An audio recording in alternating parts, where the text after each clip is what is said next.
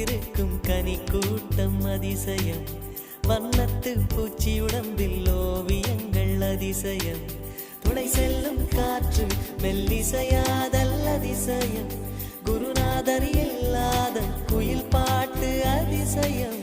அதிசயமே அசந்து போகும் நீ எந்த அதிசயம், கல் தோன்றி மண் தோன்றி